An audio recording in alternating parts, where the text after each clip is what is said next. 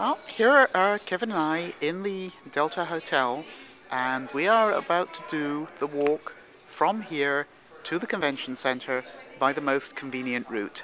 And Kevin will be doing a measurement in Stanley's so that you can find out exactly how far it is. You might have noticed him just zeroizing the counter on the pedometer on his belt there. Okay, so let's get going.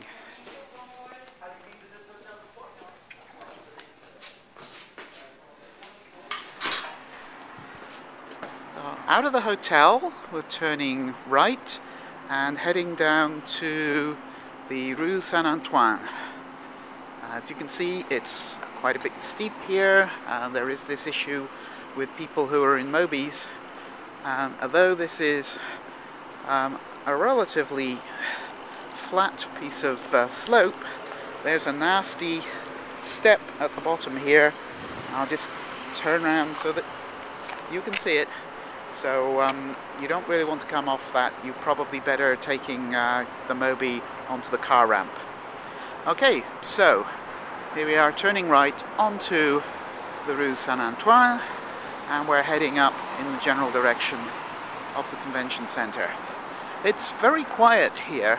The convention center is on the edge of the banking district, and that's quiet on a Sunday evening anyway. Of course, as the bankers have all been made redundant or thrown themselves out of windows, there aren't very many of them left anyway. We can see a little bit of the city as we're going up here. I'll just stop and have a little scan around the skyline. One or two quite large buildings, and we'll get back on our way to the Palais de Congrès. The area we're just coming up on is Square Victoria. It's one of those wonderful things about Montreal that is half British and half French. The roads are all named in French, so this is Rue Saint-Antoine, and Square Victoria is the French formulation. It would of course be Victoria Square in English, but the Victoria it's named after is Queen Victoria, who amongst many other things was Queen of Canada. We're just coming up on the square now. There is a metro station here in the square, and also we're starting to see a few hotels and the like. When we get to the corner here, we'll probably have to stop for the traffic light, so I can just take a look around then.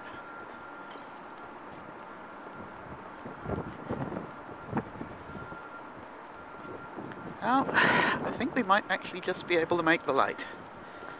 Here we go. They have these nice flashing light things here in Montreal to tell you when you can walk and when you can't. And here we are. Over here is Queen Victoria, a remarkably youthful Queen Victoria compared to what we're normally used to seeing. And if we look around the square, there's a W Hotel there, and in the distance there, I'll zoom in on it, you can see the entrance to the metro. Okay, so we'll move on a little bit further.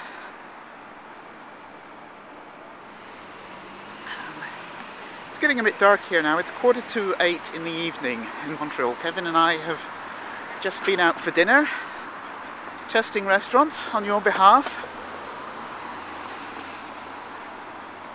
Hopefully you'll pay our health insurance for us to make up for all the bad food we've been eating. Though for reasons that will become clear fairly soon, we have not been drinking a lot. At least not this evening. The buildings we're going past now is actually Montreal's World Trade Center. Slightly different from the New York version,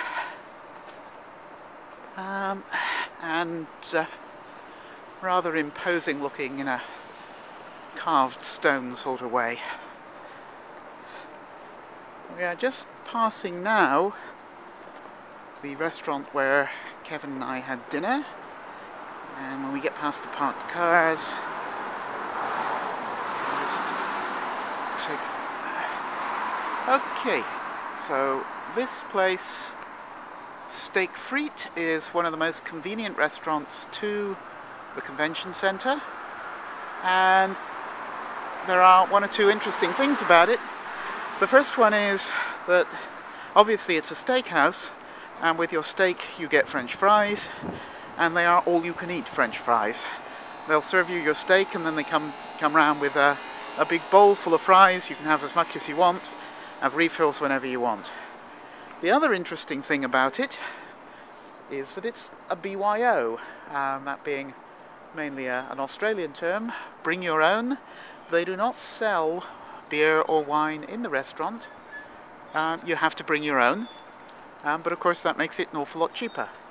The difficult bit is finding somewhere to buy it, and one of our jobs for tomorrow is to go and look for a decent place to buy beer and wine.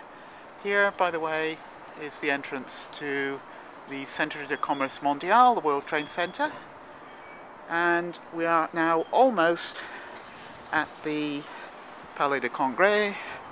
You can see it over the road there with the very pretty coloured glass windows. We're actually coming up now onto the entrance to the Intercontinental Hotel. They're having some work done at the moment, which is why there's all the scaffolding here. But as you can see, the Intercontinental is very convenient for the convention centre. If you were worried about not wanting to walk too far, and you're not concerned about being at the parties in the evening, then the Intercontinental is a good place to be staying. And here we are on the corner, waiting for the traffic lights to take us into the Palais. That's taken us a little over 7 minutes, and we stopped in a couple of places along the way to take in the sights. So you could probably do it in 5 minutes if you wanted to. By the way, you can go diagonally across the intersections here in Montreal. One of the nice things about the place. They also give you plenty of time to cross the road, which is always greatly appreciated. And we're now just about at the doors of the Palais, and we'll stop here and check the Stanley unit measurement. Mr. Stanley. And the official Stanley count is 557 Stanleys. My stride length is a little less than a meter, so say as much as half a kilometer, but possibly a little bit less because we stopped a couple of times. Well, thank you very much, Kevin. And now you've seen how to get from the Delta Hotel to the Palais de Congrès at Montreal. Good night.